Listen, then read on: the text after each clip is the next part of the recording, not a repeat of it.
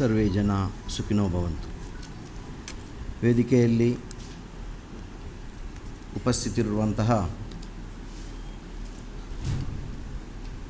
ಇವತ್ತಿನ ಈ ಕಾರ್ಯಕ್ರಮದ ಅಧ್ಯಕ್ಷತೆ ವಹಿಸಿರುವಂತಹ ನಮ್ಮ ಆತ್ಮೀಯರು ಆದಂತಹ ಶ್ರೀ ಹರೀಶ್ ಕುಮಾರ್ ಗುತ್ತಡ್ಕರ್ ಅವರೇ, ನಮ್ಮ ಟ್ರಸ್ಟಿನ ಉಪಾಧ್ಯಕ್ಷರಾದಂತಹ ಅಶ್ರಫ್ MC ಅವರೇ, ಮಿಲಾಗ್ರಿಸ್ ಪದವಿ ಕಾಲೇಜಿನ ಪ್ರಿನ್ಸಿಪಾಲ್ ಆದಂತಹ ಮೆಲ್ವಿನ್ ವಾಜ್ರವರೇ, ಶ್ರೀಮತಿ ಸುಜಯ ಸುವರ್ಣರವರೇ, ಶ್ರೀಮತಿ ರೇಣುಕಾ ಅರುಣ್ ಅವರೇ. ಇದರಲ್ಲಿ ಶ್ರೀಮತಿ ಸುಜಯ ಸುವರ್ಣರವರು ಕೆಲವು ಅನಿವಾರ್ಯ ಕಾರಣಗಳಿಂದ ಕಾರ್ಯಕ್ರಮಕ್ಕೆ ಬರಲು ಸಾಧ್ಯವಾಗಲಿಲ್ಲ.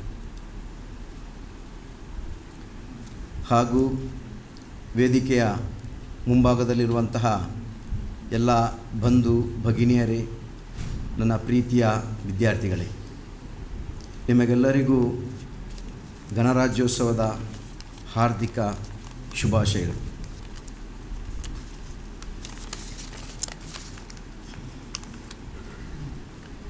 ಮಾತಿನಲ್ಲಿ ವಿನಮ್ರತೆ, ಜಿಜ್ಞಾಸೆಯಲ್ಲಿ ತೀವ್ರತೆ, ಸಮರಾಂಗಣವಿರಲಿ ಸಭಾಂಗಣವಿರಲಿ, ಇರಲಿ ಸಜ್ಜನಿಕೆ ಮನ ಶುದ್ಧತೆ. ಈ ಕವಿವಾಣಿಯೊಂದಿಗೆ ಕೆಲವೊಂದು ಪ್ರಾಸ್ತಾವಿಕ ನುಡಿಗಳನ್ನು ನಿಮ್ಮ ಮುಂದಿಡಲು ಬಯಸ್ತೇನೆ. ಈ ಕಾರ್ಯಕ್ರಮ ಮಾಡಿರುವುದು ನಮ್ಮ ಟ್ರಸ್ಟ್ನ ಕಾರ್ಯಕ್ಷಮತೆ ಹೆಚ್ಚಿಸಲು ಸಹಾಯಕವಾಗಲಿ ಎಂಬ ಉದ್ದೇಶದಿಂದ. ಇಂದಿನ ಸಮಾಜದಲ್ಲಿ ಪ್ರಮುಖವಲ್ಲದ ವಿಷಯಗಳು ಪ್ರಮುಖವಾದ ವಿಷಯಗಳ ಮೇಲೆ ಹತೋಟಿಯನ್ನು ಸಾಧಿಸ್ತಾ ಇದೆ. ಆಡಳಿತ ಮತ್ತು ಕಾರ್ಪೊರೇಟ್ ಸಂಸ್ಥೆಗಳು ತಮ್ಮ ಅಸ್ತಿತ್ವವನ್ನು ಉಳಿಸಲಿಕ್ಕಾಗಿ ಜನಸಾಮಾನ್ಯರನ್ನು ಎತ್ತು ಕೋನ ಕುದುರೆಯ ರೀತಿಯಲ್ಲಿ ಬಳಸಲಾಗ್ತದೆ. ಯಾವ ರೀತಿ ಕುದುರೆಗಳನ್ನು ಅದರ ಮಾಲೀಕ, ಅದರ ಯಜಮಾನ ಕೇವಲ ಮೇವು ಮತ್ತು ಏನು ಬೇಕು ಅದರ ಮೂಲಭೂತ ಅವಶ್ಯಕತೆಗಳನ್ನು ಪೂರ್ತಿಗರಿಸಿ ಉಳಿದದ್ದನ್ನೆಲ್ಲ ತಾನು ಬಾಚಿಕೊಳ್ಳುತ್ತಾನೋ, ಜನಸಾಮಾನ್ಯರ ಸ್ಥಿತಿಯು ಅದೇ ರೀತಿ ಇದೆ. ಮನೆಯಲ್ಲಿ ಅಧ್ಯಯನ ಮಾಡುತ್ತಿದ್ದ ಓರ್ವ ತಂದೆಗೆ ಮಗ, ಅವನ ಸಣ್ಣ ಮಗ ತುಂಬ ತೊಂದರೆ ಕೊಡ್ತಾ ಇದ್ದ. ಅಧ್ಯಯನಕ್ಕೆ ತುಂಬ ತೊಂದರೆ ಆಗ್ತಾಯಿತ್ತು. ಆ ಸಂದರ್ಭದಲ್ಲಿ ಈ ತಂದೆ ಮಗನನ್ನು ಬೇರೆ ಕೆಲಸ ಸ್ವಲ್ಪ ಬ್ಯುಸಿ ಮಾಡಲಿಕ್ಕಾಗಿ ಆ ಮಗುವಿಗೆ ಜಗತ್ತಿನ ಭೂಪಟವನ್ನು ಹರಿದು ಎಲ್ಲ ತುಂಡು ಮಾಡಿ ಮಗುವಿಗೆ ಹೇಳಿತ್ತು, ನೀನು ಜೋಡಿಸಬೇಕಂತ.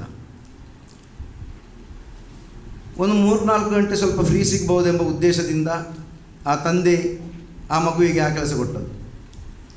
ಆ ಮಗು ಅರ್ಧ ಗಂಟೆಗಳಿಗೆ ಜೋಡಿಸಿ ಬಂತು. ತಂದೆಗೆ ಆಶ್ಚರ್ಯ ಆಯಿತು, ಇಷ್ಟು ಬೇಗ ಹೇಗೆ ಜೋಡಿಸಿದಂತ. ತಂದೆ ಮಗುವಿನ ಹತ್ರ ಕೇಳುವಾಗ ಮಗು ಹೇಳಿತು, ಆ ಭೂಪಟದ ನೀವು ಹರಿಯುವಾಗ ಭೂಪಟದ ಹಿಂದೆ ಒಬ್ಬ ವ್ಯಕ್ತಿಯ ಚಿತ್ರ ಇತ್ತು. ಆ ಚಿತ್ರ ನಾನು ನೋಡಿದೆ. ನಾನು ಜಗತ್ತಿನ ಭೂಪಟವನ್ನು ಜೋಡಿಸಲಿಲ್ಲ, ಆ ಚಿತ್ರವನ್ನು ಜೋಡಿಸಿದೆ. ಭೂಪಟ ತನ್ನಿಂತಾನೇ ಜೋಡಣೆ ಆಯಿತಂತ. ಯಾಕೆ ನಾನು ಈ ವಿಷಯ ಹೇಳ್ತಾ ಇದ್ದೇನೆ ಅಂತ ಹೇಳಿದರೆ, ಕೆಡುಕನ್ನು ವಿರೋಧಿಸುವುದಕ್ಕಿಂತ ಸಮಾಜದಲ್ಲಿ ಉತ್ತಮ ಮೌಲ್ಯಗಳನ್ನು, ಪರೋಪಕಾರಿ ಚಿಂತನೆಗಳನ್ನು ಪಸರಿಸುವ ಮೂಲಕ ಸ್ವಸ್ಥ ಸಮಾಜದ ನಿರ್ಮಾಣಕ್ಕೆ ಭಾರತ್ ಸೋಷಿಯಲ್ ವೆಲ್ಫೇರ್ ಟ್ರಸ್ಟ್ ಪ್ರಯತ್ನಿಸ್ತಾ ಇದೆ. ನಾವು ನಮ್ಮ ಟ್ರಸ್ಟ್ನ ಸದಸ್ಯರಿಗಾಗಿ ಒಂದು ಪ್ರತಿಜ್ಞಾ ಪತ್ರವನ್ನು ಯಾವಾಗಲೂ ಸಿದ್ಧಪಡಿಸಿರುತ್ತೇವೆ. ಅದರ ಸಾರಾಂಶ ಮಾತ್ರ ನಾನಿಲ್ಲಿ ನಿಮ್ಮ ಮುಂದಿಡಲು ಬಯಸ್ತಾ ಇದ್ದೇನೆ. ಅದರಲ್ಲಿ 9 ಅಂಶಗಳಿವೆ. ಈ 9 ಅಂಶಗಳು ಹೇಳುವಾಗ ತಮಗೆ ಟ್ರಸ್ಟ್ನ ಕಾರ್ಯ ಚಟುವಟಿಕೆಯ ಒಂದು ಸಂಕ್ಷಿಪ್ತ ಪರಿಚಯವಾಗಬಹುದು ಅಂತ ಭಾವಿಸ್ತೇನೆ. ಅದರಲ್ಲಿ 1ನೇದಾಗಿ, ನಾನು ಈ ದಿನವನ್ನು ಕೇವಲ ಇಂದಿನಂತೆಯೇ ಉಪಯೋಗಿಸುತ್ತೇನೆ. ಇಡೀ ಜೀವನದ ಸಮಸ್ಯೆಗಳನ್ನು ಕೇವಲ ಇಂದೇ ಇತ್ಯರ್ಥಗೊಳಿಸುವ ವ್ಯರ್ಥ ಪ್ರಯತ್ನ ಮಾಡುವುದಿಲ್ಲ. ಎರಡನೆಯದು, ನಾನು ಸ್ವಯಂ ನನ್ನನ್ನು ಸಂತೋಷದಲ್ಲಿಡುವೆನು. ಮೂರನೆಯದು, ನನ್ನ ಮಾನಸಿಕ ಶಕ್ತಿಯನ್ನು ಸುದೃಢಗೊಳಿಸಲು ಪ್ರಯತ್ನಿಸುವೆನು, ಪರೋಪಕಾರಿ ಕೆಲಸಗಳನ್ನು ಮಾಡಲು ಪ್ರಯತ್ನಿಸುವೆನು. ನಾಲ್ಕನೆಯ ಪಾಯಿಂಟ್, ಈ ಸಮಾಜ ನನ್ನಂತೆ ಆಲೋಚಿಸಬೇಕೆಂದು ನಾನು ಹವಣಿಸುವುದಿಲ್ಲ, ನಾನು ಸಮಾಜಕ್ಕೆ ಸಾಧ್ಯವಿದ್ದಷ್ಟು ಹೊಂದಿಕೊಳ್ಳಲು ಪ್ರಯತ್ನಿಸ್ತೇನೆ. ಐದನೇ ವಿಷಯ, ನನ್ನ ಆತ್ಮಸಾಕ್ಷಿಯನ್ನು 3 ರೂಪದಲ್ಲಿ ಬಳಸುವೆನು. ಆತ್ಮಸಾಕ್ಷಿಯ ಬಗ್ಗೆ ನಾವು ನಮ್ಮ ಇದರ ಪ್ರತಿಜ್ಞಾವಿಧಿಯಲ್ಲಿ ಹೊತ್ತು ಕೊಟ್ಟಿದ್ದೇವೆ. ಆತ್ಮಸಾಕ್ಷಿಯನ್ನು 3 ರೂಪದಲ್ಲಿ ಬಳಸುವೆನು. ಯಾವುದಾದರೂ ಒಳಿತನ್ನು ಮಾಡುವೆನು, ಕೆಡುಕನ್ನು ಎಂದಿಗೂ ಮಾಡಲಾರೆನು. ಯಾರಾದರೂ ನನ್ನನ್ನು ಪೀಡಿಸಿದರೆ ಅದನ್ನು ಪ್ರಕಟಗೊಳಿಸುವುದಿಲ್ಲ. ಇನ್ನು 6ನೆಯದು, ಎಷ್ಟು ಸಾಧ್ಯವೋ ಅಷ್ಟು ಚೆನ್ನಾಗಿ ಕಾಣಲು ಪ್ರಯತ್ನಿಸುವೆನು. ಮೃದು ಮಾತಿನಲ್ಲಿ ಸಂಭಾಷಿಸುವೆನು, ಸದ್ವರ್ತನೆಯೊಂದಿಗೆ ವ್ಯವಹರಿಸುವೆನು, ಕಟುವಾಗಿ ವಿಮರ್ಶಿಸುವುದಿಲ್ಲ. ನನ್ನ ಚಿತ್ತದ ಅಂದರೆ ನನ್ನ ಮನಸ್ಸಿನ ನನ್ನ ಚಿತ್ತದ ಹೊರತು ಬೇರೆ ಯಾರಿಗೂ ಇತರರಿಗೆ ಆದೇಶವನ್ನು ಇಯುವುದಿಲ್ಲ. 7ನೇ ಪಾಯಿಂಟ್, ನನ್ನದೇ ಕಾರ್ಯಕ್ರಮ ಪಟ್ಟಿಯನ್ನು ಮಾಡುವೆನು. ಅದನ್ನು ಯಥಾವತ್ ಅನುಸರಿಸಲು ಸಾಧ್ಯವಾಗದೇ ಇರಬಹುದು, ಆದರೂ ಯೋಜನೆಯನ್ನು ತಯಾರಿಸುವೆನು. ಇದಕ್ಕಾಗಿ ನಾನು 2 ವೈರಿಗಳನ್ನು ದೂರವಿರಿಸುವೆನು. ಆ ವೈರಿಗಳು ಯಾರೆಂದರೆ, ಒಂದು ದುಡುಕು ಸ್ವಭಾವ, ಇನ್ನೊಂದು ನಿರ್ಧಾರ ತಳೆಯದಿರುವುದು. 8ನೇ ಪಾಯಿಂಟ್, ನಾನು ಕೆಲವು ದಿನ ಸಮಯ ಜೀವನದ ಕುರಿತು ಆಲೋಚಿಸಲು ಮೀಸಲಿಡುವೆನು. ಕೊನೆಯದಾಗಿ, ಒಳಿತಿನ ಕೆಲಸ ಮಾಡಿ ಸಂತೋಷ ಪಡೆಯುವುದರಲ್ಲಿ ಯಾರನ್ನೂ ಭಯಪಡಲಾರೆನು. ಆತ್ಮೀಯರೇ, ಸಾಧಾರಣವಾಗಿ ಹೆಚ್ಚಿನವರು ಆಸ್ತಿಕರೇ ಇರ್ತಾರೆ. ಆದರೆ ಒಂದು ಮಾತು ಬರುವಾಗ, ಜಿಪುಣ ಆಸ್ತಿಕನಿಗಿಂತ ಧಾರಾಳಿ ನಾಸ್ತಿಕನೇ ಮೇಳು ಅಂತ ಹೇಳ್ತಾರೆ. ಮನುಷ್ಯನಿಗೆ ದೇವನು ಒಂದು 4 ವಿಷಯಗಳನ್ನು ಪ್ರದಾನ ಮಾಡಿದ್ದಾನೆ. ಅದು ಇಲ್ಲಿರುವವರಿಗೆ ಎಲ್ಲರಲ್ಲೂ ಆ 4 ವಿಷಯ ಪ್ರದಾನ ಆಗಿರ್ತದೆ. ಇದೆಲ್ಲವೂ 4 ವಿಷಯವು ಆತ್ಮಕ್ಕೆ ಸಂಬಂಧಪಟ್ಟಾಗಿರ್ತದೆ. ಅದು 4 ವಿಷಯದಲ್ಲಿ ಮೊದಲನೆಯದಂತ ಹೇಳಿದರೆ ಸಮಯ, ಎರಡನೆಯದ್ದು ನಮ್ಮ ಸಂಬಂಧ, ಮನುಷ್ಯ ಸಂಬಂಧಗಳು, ಇನ್ನು 3ನೆಯದ್ದು ಆರೋಗ್ಯ, ಇನ್ನು 4ನೆಯದಾಗಿ ಹಣ. ಇದೆಲ್ಲವೂ ಮನುಷ್ಯನ ಬದುಕಿಗೆ ಆತನ ವ್ಯವಸ್ಥಿತವಾದಂತಹ ಜೀವನಕ್ಕೆ ಅತಿ ಅವಶ್ಯವಾದಂತಹ ಪ್ರಧಾನ ವಿಷಯಗಳು. ಇದರಲ್ಲಿ 1ನೇ ವಿಷಯವನ್ನು ನಾವು ಸಮಯವನ್ನು ತಗೊಳ್ಳುವ. ಸಮಯ ಮುಗಿದ ಕೂಡಲೇ ಎಲ್ರಿಗೂ ಗೊತ್ತಿದೆ, ಹಿ ಈಸ್ ಡೆಡ್, ಅಂದರೆ ಆತನ ಸಮಯ ಮುಗಿಯಿತಂತ. ಕೆಲವು ಸಣ್ಣ ಮಕ್ಕಳು ತೀರಿ ಹೋಗ್ತಾರೆ, ಅಪಘಾತಾಗಿ ತೀರಿ ಹೋಗುವ ಸಂದರ್ಭ ಇರ್ತದೆ, ಅಕಾಲಿಕ ಮರಣ ಎನ್ನುತ್ತೇವೆ. ಇದೆಲ್ಲ ಸಮಯವಾಗಿದೆ. ನಾವು ಹೇಳುವುದು ಒಂದೇ ವಿಷಯ, ಆತನ ಸಮಯ ಮುಗಿದಿದೆ, ಟೈಮ್ ಮುಗಿದಿಂದ ದಾದಮಲ್ ಪ್ರಾಪುಂಡು ಸಮಯ ಅಂತಲೇ ಬರ್ತದೆ ಅಲ್ಲಿ. ಈ ಸಮಯ ಆದ ಕಾರಣ ಮನುಷ್ಯನ ಬದುಕಿನಲ್ಲಿ ಸಮಯ ಅತ್ಯಂತ ಪ್ರಾಮುಖ್ಯದ್ದಾಗಿದೆ. ಇದರ ಸರಿಯಾದ ಸದ್ಬಳಕೆಯಾಗಬೇಕಾಗಿದೆ. ಸರಿಯಾದ ಸದ್ಬಳಕೆ ಮನುಷ್ಯನಿಗೆ 24 ಗಂಟೆ ಮಾಡೋದು, ಅದು ಸರಿಯಾಗಿ ನಿದ್ರೆ ಮಾಡುವುದು ಸಹ ಅದರ ಸದ್ಬಳಕೆ ಅಂತಲೇ ಲೆಕ್ಕ. ಅದರ ದುರ್ಬಳಕೆ ಮಾಡುವುದರಿಂದ ಸ್ವಂತಕ್ಕೆ ಮಾತ್ರ ನಷ್ಟ ಅಲ್ಲ, ಅದರಿಂದ ಸಮಾಜಕ್ಕೂ ನಷ್ಟವಾಗ್ತದೆ. ಸಮಯವನ್ನು ಸರಿಯಾಗಿ ಬಳಸಬಹುದು, ಇದರ ಪರಿಣಾಮವು ಉತ್ತಮವಾಗಿರುತ್ತದೆ. ಸಾಧಾರಣವಾಗಿ ನಾವು ಸಮಯವನ್ನು ಧಾರ್ಮಿಕ ಸೇವೆಗಾಗಿ, ಮಾನವೀಯ ಸೇವೆಗಾಗಿ, ಆರೋಗ್ಯಕ್ಕಾಗಿ ಮತ್ತು ಇಂತಹ ಕರುಣೆಯ ಸಂದೇಶ ಜನರಿಗೆ ತಲುಪಿಸುವುದಕ್ಕಾಗಿ ವಹಿಸುವುದರ ಮೂಲಕ ಖಂಡಿತವಾಗಿಯೂ ಒಂದು ಸ್ವಸ್ಥ ಸಮಾಜವನ್ನು ಕಟ್ಟಬಹುದಾಗಿದೆ. ಇದರ ದುರ್ಬಳಕೆ ಮಾಡುವುದು, ಕಾಲಹರಣ ಮಾಡುವುದು, ಇದರ ಪರದೂಷಣೆ ಮಾಡುವುದು, ಇನ್ನಿತರ ಕೆಲಸ ಮಾಡುವುದರಿಂದ ಕೇವಲ ಇದರೊಂದಿಗೆ ಹಣ ಮಾತ್ರ ನಷ್ಟ ಅಲ್ಲ, ಸಮಯವೂ ನಷ್ಟ ಆಗ್ತದೆ, ವ್ಯಕ್ತಿಯ ಬದುಕಿಗೆ ಯಾವುದೇ ಅರ್ಥವಿರುವುದಿಲ್ಲ. ಇನ್ನು 2ನೇ ವಿಷಯ ಸಂಬಂಧ. ಮನುಷ್ಯ ಹುಟ್ಟಿನಿಂದಲೇ ಸಂಬಂಧದೊಂದಿಗೆ ಬಿಗಿದು ಬಿಟ್ಟಿದ್ದಾನೆ. ಎಲ್ಲರಿಗೂ ಗೊತ್ತಿದೆ, ಒಂದಲ್ಲ ಒಂದು ರೀತಿಯ ಸಂಬಂಧ. ಸಾಧಾರಣವಾಗಿ ತಾಯಿ ಮಗುವಿನ ಸಂಬಂಧ, ತಂದೆ ಮಕ್ಕಳ ಸಂಬಂಧ, ಗುರುವಿನೊಂದಿಗಿನ ಸಂಬಂಧ, ಮಿತ್ರರೊಂದಿಗೆ ಸಂಬಂಧ, ನೆರೆಕರೆಯೊಂದಿಗೆ ಸಂಬಂಧ, ಈ ರೀತಿಯ ಬೇರೆ ಜೀವಿಗಳಿಗಿಂತ ವಿಭಿನ್ನವಾಗಿ ಮನುಷ್ಯ ಹುಟ್ಟಿನೊಂದಿಗೆ ಸಂಬಂಧದೊಂದಿಗೆ ಬಿಗಿದುಕೊಂಡಿದ್ದಾನೆ. ಇಲ್ಲಿರುವ ಮಾತೆಯರಿಗೆ ಗೊತ್ತಿರ್ತದೆ, ಸಾಧಾರಣವಾಗಿ ಹೇಳ್ತದೆ, ಮಗುವಿನ ಹೃದಯ ತಾಯಿಯ ಹೃದಯ ಮಗುವಿನ ಪಾಠಶಾಲೆ, ಇಲ್ಲದೆ ತಾಯಿಯ ಮಡಿಲು ಮಗುವಿನ ಮೊದಲ ಪಾಠಶಾಲೆ. ಈ ರೀತಿ ಇಲ್ಲಿ ಹೇಳ್ತಾ ಬಂದದಂತೆ ಹೇಳಿದರೆ, ಈ ಸಂಬಂಧಗಳು ಎಷ್ಟು ಉತ್ತಮವಾಗಿರುತ್ತದೋ ಅಷ್ಟು ನಮ್ಮ ಖಾಸಗಿ ವೈಯಕ್ತಿಕ ಬದುಕು ಮಾತ್ರ ಅಲ್ಲ, ಈ ಸ್ವಸ್ಥ ಸಮಾಜದ ನಿರ್ಮಾಣವು ಅದರ ಬೇರು ಸಹ ಅದೇ ಆಗಿದೆ ಅಂತ. ಪರಸ್ಪರ ಸಂಬಂಧಗಳು ಸರಿ ಇಲ್ಲದಿದ್ದಲ್ಲಿ ಯಾವ ರೀತಿ ಸಮಸ್ಯೆ ಆಗ್ತದೆ ಅಂತ ಹೇಳಿದರೆ ನಮಗೆಲ್ಲರಿಗೂ ಗೊತ್ತಿರುವಂಥ ವಿಚಾರ. ಸಂಬಂಧಗಳು ಕೆಡಿಸುವುದರಿಂದ ಮನುಷ್ಯ, ಉದಾಹರಣೆ ಅಸೂಯೆ, ಅದರಿಂದ ಸಂಬಂಧಗಳು ಕೆಡುತ್ತದೆ. ವ್ಯಕ್ತಿಗೆ ಮೊದಲು ಅದರಿಂದ ನಷ್ಟ ಆಗ್ತದೆ, ಇನ್ನೊಬ್ಬನಿಗೆ ಅದರ ಪರಿಣಾಮ ನಂತರದ BP, ಶುಗರ್, ನರಗಳ ಸಮಸ್ಯೆಗಳು, ಮಾನಸಿಕ ತೊಂದರೆಗಳು, ಎಲ್ಲ ರೀತಿಯ ಚಡಪಡಿಕೆಗಳು, ಇದೆಲ್ಲ ಹೆಚ್ಚಾಗಿ ಇದರ ಮೂಲ ಸಂಶೋಧನೆ ಮಾಡುವಾಗ, ಜಗತ್ತಿನ ಇದರ ಮೂಲ ಅಧ್ಯಯನಕ್ಕೆ ಹೋದಾಗ ನಮಗೆ ಕಂಡುಬರುವುದು ಅಂತ ಹೇಳಿದರೆ ನಮ್ಮೊಳಗಿನ ಸಂಬಂಧಗಳು ಹಾಳುಗೆಡುವುದು. ಈ ಸಂಬಂಧಗಳು ಹಾಲು ಕೆಡವಲು ಎಲ್ಲ ರೀತಿಯ ಸಂಬಂಧಗಳಿದೆ. ಸಾಮಾಜಿಕ, ಕೌಟುಂಬಿಕ, ರಾಜಕೀಯ, ಅದು ನಾವು ಇರುವಂತಹ ಉದ್ಯೋಗಕ್ಕೆ ಸಂಬಂಧಪಟ್ಟು ಈ ಸಂಬಂಧಗಳಿಂದ ನಮ್ಮ ಮಾನಸಿಕ ಆರೋಗ್ಯ ಮಾತ್ರವಲ್ಲ, ದೇಶದ ಆರೋಗ್ಯವು ಒಳಗೊಂಡಿದೆ. ಒಬ್ಬ ಮನುಷ್ಯ ನೆರವಿಗೆ ಯಾರು ಬರುವುದಂತ, ಹಣಕ್ಕಿಂತ ಹೆಚ್ಚಾಗಿ ಕೆಲವೊಮ್ಮೆ ಸಂಬಂಧಗಳು ನೆರವಿಗೆ ಬರುತ್ತದೆ. ಎಷ್ಟೋ ಹಣವಿದ್ದವರು ನಾವು ಕಾಣ್ತಾ ಇದ್ದೇವೆ, ಅವರ ಕೊನೆಯ ದಿನಗಳು ಯಾವ ರೀತಿ ಇದೆ ಅಂತ ಹೇಳಿದರೆ, ಸಂಬಂಧಗಳ ಬಗ್ಗೆ ಅವರು ನಿರ್ಲಕ್ಷ್ಯ ವಹಿಸಿದ ಕಾರಣ ಜನರಿಂದ ದೂರವಾಗಿ ನಿರಾಶ್ರಿತರಂತೆ ಬದುಕುವಂತಹ ಒಂದು ದಯನೀಯ ಸ್ಥಿತಿಯನ್ನು ನಮ್ಮ ಪ್ರತಿಯೊಬ್ಬರು ಕುಟುಂಬದಲ್ಲೂ ಹೊರಗೂ ಕಾಣ್ತಾ ಇದ್ದೇವೆ. ಇನ್ನು ಮೂರನೇ ವಿಷಯ, ಆರೋಗ್ಯದ ಬಗ್ಗೆ ನಾನಿಲ್ಲಿ ಹೇಳಬೇಕಂತ ಇಲ್ಲ. ಯಾಕೆಂತ ಹೇಳಿದರೆ ಒಬ್ಬ ಮನುಷ್ಯನಿಗೆ ಹೆಲ್ತ್ ವೆಲ್ತ್ ಅಂತ ಹೇಳಿದ್ರೆ ಆರೋಗ್ಯವೇ ಭಾಗ್ಯ ಅಂತ ಹೇಳ್ತೇವೆ. ಸಾಧಾರಣವಾಗಿ ಆರೋಗ್ಯ ಇಲ್ಲದಿದ್ದರೆ ಹಣವು ಉಪಯೋಗಕ್ಕೆ ಬರಲಾರದು. ಒಬ್ಬ ಮನುಷ್ಯನಲ್ಲಿ ಎಷ್ಟೇ ಹಣವಿದ್ದರೂ ಆದರೆ ಆತನಲ್ಲಿ ಆರೋಗ್ಯ ಇಲ್ಲ ಅಂತ ಹೇಳಿದರೆ ಯಾವ ಕೆಲಸ ಮಾಡಲು ಸಾಧ್ಯ ಇಲ್ಲ. ಭಾರತ್ ಸೋಷಿಯಲ್ ವೆಲ್ಫೇರ್ ಟ್ರಸ್ಟ್ ಇದರ 3 ಮುಖ್ಯ ವಿಷಯವನ್ನು ಆಯ್ದುಕೊಂಡಿದೆ: ಶಿಕ್ಷಣ, ಉದ್ಯೋಗ, ಆರೋಗ್ಯ. ಒಬ್ಬ ಮನುಷ್ಯನ ಬದುಕು ಸರಿಯಾಗಬೇಕಾದರೆ ಈ ಹಸಿವು ಅದರ ಮೂಲ ಬೇರಿನ ಸಮೇತ ಕಿತ್ತು ಹೋಗಬೇಕಾದರೆ ಆತನಲ್ಲಿ ಒಳ್ಳೆಯ ಶಿಕ್ಷಣ ಕೊಡಬೇಕಾಗ್ತದೆ. ಶಿಕ್ಷಣ ಮೂಲಕ ಆತ ಒಂದು ಒಳ್ಳೆಯ ಉದ್ಯೋಗ ಗಳಿಸಬೇಕಾಗ್ತದೆ. ಇಲ್ಲದಿದ್ದರೆ ಯಾವುದಾದರೂ ಸಂಸ್ಥೆಯನ್ನು ಕಟ್ಟಿ ಬೆಳೆಸುವಂಥ ಕೆಲಸ ಮಾಡಬೇಕು.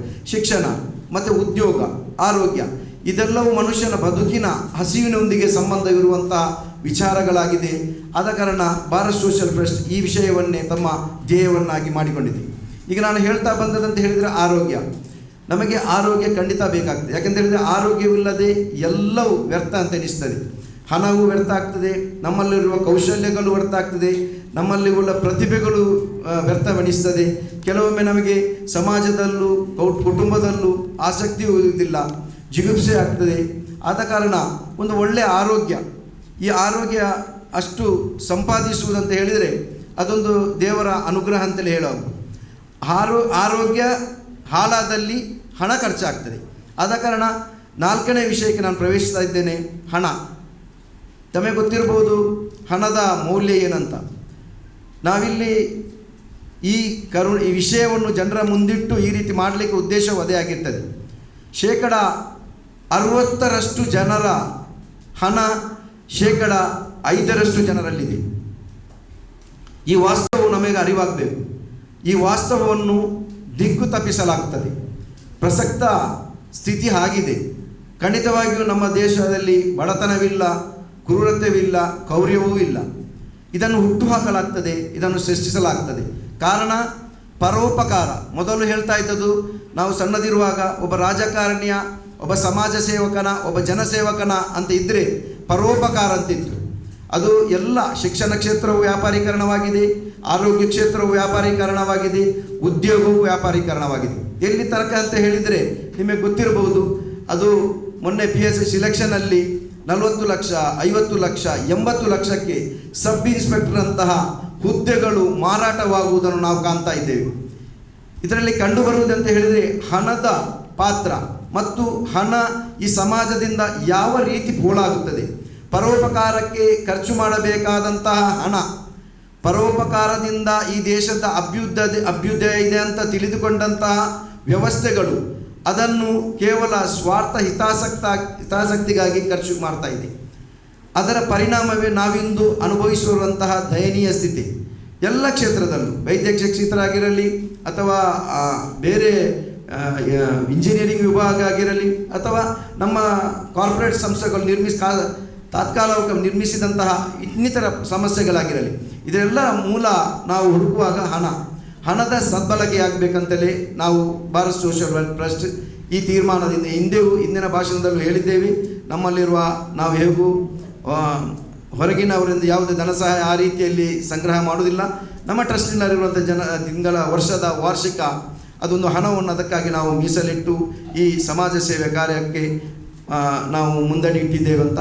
ಪರೋಪಕಾರ ಅಂತ ಹೇಳಿದರೆ ನಾವು ಪರೋಪಕಾರದ ಶಬ್ದ ಇಲ್ಲ, ಪರೋಪದ್ರವಿ ಎಂಬ ಶಬ್ದ ಇರ್ತದೆ. ಅದರ ಪರೋಪಕಾರ ಅಂತೇಳಿ ತನಗೆ ತಾನೇ ಉಪಕಾರ ಮಾಡುವುದನ್ನು ಪರೋಪಕಾರ ಅಂತ ಹೇಳುವುದು. ವ್ಯಕ್ತಿ ಆ ರೀತಿ ಮಾಡುವುದರಿಂದ ಆತ್ಮ ಬೆಳವಣಿಗೆ ಆಗ್ತದೆ, ಇನ್ನರ್ ಸೋಲ್ ಡೆವಲಪ್ ಆಗ್ತದೆ. ಮಾತ್ರವಲ್ಲ, ಆತನ ಅರಿವಿಲ್ಲದಂತಹ ಆತನಲ್ಲಿ ಎನರ್ಜಿ ತುಂಬುತ್ತದೆ. ಆ ಎನರ್ಜಿಯಿಂದ ಆತನಲ್ಲಿ ರೋಗ ನಿರೋಧಕ ಶಕ್ತಿ ಸಹ ಹೆಚ್ಚುವಂಥ ಸಾಧ್ಯತೆ ಇದೆ. ಮಾನಸಿಕವಾಗಿಯೂ ದೈಹಿಕವಾಗಿಯೂ ಸಫಲವಾಗಲು ಈ ಹಣದ ಸದುಪಯೋಗ ಅತ್ಯಂತ ಅವಶ್ಯಕತೆಯಾಗಿದೆ ಸಮಾಜಕ್ಕೆ. ನಾನು ಹೇಳ್ತಾ ಬಂದದ್ದು 5% ಜನರಲ್ಲಿ 60% ಜನರ ಹಣ ಶೇಖರಣೆ ಆಗ್ತಾ ಇದೆ. ಯಾಕೆ ಹೀಗೆ ಆಗ್ತಾ ಇದೆ? ಅವರಿಗೆ ಸಹ ಗೊತ್ತಿದೆ ಇದು ನಶ್ವರ. ಈ ಪ್ರಪಂಚದಲ್ಲಿ ಮನುಷ್ಯ ಶಾಶ್ವತ ಆಗಿರಲಿಕ್ಕೆ ಸಾಧ್ಯ ಇಲ್ಲ. ಹೆಚ್ಚೆಂದರೆ 60 ವರ್ಷ, 70 ವರ್ಷ, ಗರಿಷ್ಠ ಎಂದರೆ 100 ವರ್ಷ ಒಬ್ಬ ವ್ಯಕ್ತಿ ಬದುಕಬಹುದು. ಅದಕ್ಕಿಂತ ಮಿಗಿಲಾಗಿ ಬದಲಿಕ್ಕೆ ಖಂಡಿತವಾಗಿ ಸಾಧ್ಯ ಇಲ್ಲ. ನಾವು ಈ ಪ್ರಪಂಚದಿಂದ ನಿರ್ಗಮಿಸಲೇಬೇಕಾಗ್ತದೆ. ನಿರ್ಗಮಿಸುವ ಮೊದಲು ನಾವಿಷ್ಟು ಲಕ್ಷಗಟ್ಟಲೆ ಕೋಟಿಗಟ್ಟಲೆ ಹಣವನ್ನೆಲ್ಲ ಸಂಗ್ರಹಿಸಿ ಅದು ಯಾರ ಪಾಲು ಎಂಬ ಅರಿವಿಲ್ಲದೆ, ಕಾರಣವೇನಂತ ಹೇಳಿದರೆ ನಮಗೆ ಗೊತ್ತಿರುವುದಿಲ್ಲ ಜಿಪುಣತನ. ಸಮಾಜವನ್ನು ಕಾಡುತ್ತಿರುವಂತಹ ಈ ಸಂಪತ್ತು ಕ್ರೋಢೀಕರಣ ಆಗಿ ಕೆಲವು ವ್ಯಕ್ತಿಗಳಲ್ಲಿ 5% ಜನರಲ್ಲಿ ಇರಲಿ ಕಾರಣ ಅಂತ ಹೇಳಿದರೆ ಸಮಾಜವನ್ನು ಕಾಡುತ್ತಿರುವಂತಹ ಭೀಕರವಾದ ಪಿಡುಗಂದರೆ ಜಿಪುಣತನ. ಈ ಜಿಪುಣತೆಯಿಂದ ಈ ಹಣವು ಸರಿಯಾದ ಜನರ ಕೈಯಲ್ಲಿ ಸಿಗದಿದ್ದರೆ ಖಂಡಿತ ಈ ಹಣ ಒಂದು ಕ್ಷೋಭೆಯಾಗಿದೆ. ಹೇಳ್ತಾ ಬಂದದ್ದೇನಂತ ಹೇಳಿದರೆ ಹಣ ಒಂದು ಕ್ಷೋಭೆಯೂ ಹೌದು, ಹಣ ಒಂದು ವರವೂ ಹೌದು. ನಮ್ಮ ಪಾಲಿಗೆ ಅದು ಅನುಗ್ರಹವೂ ಆಗ್ಬೋದು, ಹಣ ನಮ್ಮ ಪಾಲಿಗೆ ಶಾಪವೂ ಆಗ್ಬೋದು. ಈ ನಿಟ್ಟಿನಲ್ಲಿ ಭಾರತ್ ಸೋಷಿಯಲ್ ವೆಲ್ಫೇರ್ ಟ್ರಸ್ಟ್ ಕಳೆದ 8 ವರ್ಷಗಳಿಂದ ಹಣದ ಸದುಪಯೋಗ ಜೊತೆಗೆ ಆರೋಗ್ಯ ಜೊತೆಗೆ ಉದ್ಯೋಗ ಕೊಡುವಂತಹ ಕೆಲಸವನ್ನು ನಿರಂತರ ಮಾಡುತ್ತಾ ಬಂದಿದೆ. ಅದರ ಒಂದು ಭಾಗವಾಗಿ ನಾವಿಲ್ಲಿ ವಿದ್ಯಾರ್ಥಿ ವೇತನವನ್ನು ಇಲ್ಲಿ ಬಿಡುಗಡೆ ಮಾಡ್ತಾ ಇದ್ದೇವೆ. ಒಟ್ಟು ಎಲ್ಲ ನಮ್ಮ ಕೆಲಸಗಳು ಎಲ್ಲವೂ ಸರ್ಕಾರಿ ನಿಯಮಾವಳಿ ಪ್ರಕಾರವೇ ನಡೆಯುತ್ತಾ ಇದೆ. ಚೆಕ್ ಮುಖಾಂತರವೇ ವಿದ್ಯಾರ್ಥಿಗಳಿಗೆ ನಾವು ವಿದ್ಯಾರ್ಥಿ ವೇತನವನ್ನು ನೀಡುತ್ತಾ ಇದ್ದೇವೆ. ಒಟ್ಟು 6 ಲಕ್ಷ ರೂಪಾಯಿ ಹಣವನ್ನು 150 ವಿದ್ಯಾರ್ಥಿಗಳಿಗೆ ನೀಡುತ್ತಾ ಇದ್ದೇವೆ. ಅದರಲ್ಲಿ ಒಂದು ಶಾಲೆ ವಿಶೇಷವಾಗಿ ಆ ಶಾಲೆಯಲ್ಲಿ ಅಲ್ಲಿಯ ಮುಖ್ಯೋಪಾಧ್ಯಾಯನಿ ನಮ್ಮಲ್ಲಿ ಮನವಿ ಮಾಡಿದ ಕಾರಣ ಅಲ್ಲಿಯ ಟೋಟಲ್ ಆ ಶಾಲೆಗೆ ನಿಗದಿಪಡಿಸಿದ ಅಮೌಂಟನ್ನು ನಾನು ಎಲ್ಲ ವಿದ್ಯಾರ್ಥಿಗಳಿಗೆ ಹಂಚುವಂಥ ವ್ಯವಸ್ಥೆಯನ್ನು ಸಹ ಮಾಡಿದ್ದೇವೆ. ನಾವು ಈ ಕೆಲಸ ಮಾಡುವ ಉದ್ದೇಶ ಕಳೆದ ಬಾರಿಯ ಸಭೆಯಲ್ಲಿ ನಾನು ಹೇಳಿದ್ದೆ, ಅದನ್ನೇ ಪುನರಾವರ್ತಿಸುತ್ತಿದ್ದೇನೆ. ಇಡೀ ಕಾಡ್ಗಿಚ್ಚು ಬಂದಾಗ ಕಾಡ್ಗಿಚ್ಚು ಬಂದಾಗ ಆ ಕಾಡನ್ನು ನಂದಿಸುವ ಕೆಲಸದಲ್ಲಿ ಒಂದು ಸಣ್ಣ ಹಕ್ಕಿ ತನ್ನ ಕೊಕ್ಕಿನಿಂದ ಆ ಕಾಡ್ಗಿಚ್ಚು ನಂದಿಸುವಾಗ ಅದರ ಕೊಕ್ಕಿನಿಂದ ಹನಿಯನ್ನು ಆ ಕಾಡ್ಗಿಚ್ಚು ನಂದಿಸಲು ಹಾಕ್ತಿರುವಾಗ ಇತರ ಪಕ್ಷಿಗಳು ಪ್ರಾಣಿಗಳು ಅದನ್ನು ತಮಾಷೆಯನ್ನಾಗಿ ಮಾಡಿದ್ದಂತೆ. ಇಷ್ಟು ದೊಡ್ಡ ಕಾಡ್ಗಿಚ್ಚನ್ನು ನಂದಿಸಲು ನಿನ್ನ ಹನಿ ಎಷ್ಟು ಪ್ರಯೋಜನವಿರಬಹುದು, ನೀನು ಮೂರ್ಖ ಅಂತ. ಸಾಮಾಜಿಕ ದೃಷ್ಟಿಯಲ್ಲಿ ನಮ್ಮ ಈ ಸಣ್ಣ ಕೆಲಸವು ಮೂರ್ಖತನವೆಂದು ಕಂಡು ಬಂದರು. ಆದರೆ ಯಾವ ಪಟ್ಟಿಯಲ್ಲಿ ಸೇರುತ್ತದೆ ಆ ಹಕ್ಕಿಯ ಉತ್ತರವು ನಮ್ಮ ಉತ್ತರವೇ ಆಗಿದೆ. ಆ ಹಕ್ಕಿ ಹೇಳುತ್ತದೆ ಉಳಿದ ಪ್ರಾಣಿ ಪಕ್ಷಿ ಹತ್ತಿರ ಇತಿಹಾಸ ಸಾಕ್ಷಿ 2 ಪಟ್ಟಿ ಇದೆ. ಒಂದು ಪಟ್ಟಿ ನಂದಿಸುವವರದ್ದು, ಇನ್ನೊಂದು ಹೆಸರು ಅದನ್ನು ನೋಡಿ ಸುಮ್ಮನೆ ಕೂತವರದ್ದು. ನನ್ನ ಹೆಸರು ಆ ನಂದಿಸುವವರ ಪಟ್ಟಿಯಲ್ಲಿ ಸೇರುತ್ತದೆ, ಸುಮ್ಮನ ಕೂತುಕೊಳ್ಳುವವರ ಜನರ ಹೆಸರಲ್ಲಿ ಸೇರಲಾರದು ಎಂದು ಹಕ್ಕಿ ಹೇಳಿದಂತೆ ಸಾಮಾಜಿಕವಾಗಿರುವಂತಹ ಕಳಕಳಿ ಇಟ್ಟುಕೊಂಡು ಭಾರತ್ ಸೋಷಿಯಲ್ ವೆಲ್ಫೇರ್ ಟ್ರಸ್ಟ್ ಆ ಹಕ್ಕಿಯ ಪಾತ್ರವನ್ನು ಮಾಡಲು ಬಯಸುತ್ತದೆ ಎಂದು ಹೇಳುತ್ತಾ ನನ್ನ ಮಾತುಗಳಿಗೆ ಪೂರ್ಣ ವಿರಾಮ ಹಾಕ್ತಾ ಇದ್ದೇನೆ. ಜೈ ಹಿಂದ್, ಜೈ ಕರ್ನಾಟಕ.